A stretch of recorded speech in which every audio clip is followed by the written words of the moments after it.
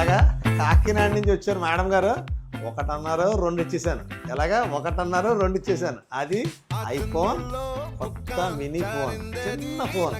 ఇది మనకి కాకినాడ మంచి ఇన్ఫ్లుయెన్సర్ మేడం గారు. థ్యాంక్ యూ సో మచ్ అండి. మాకు 1+1 ఆఫర్ ఇచ్చారు. Thank you so much.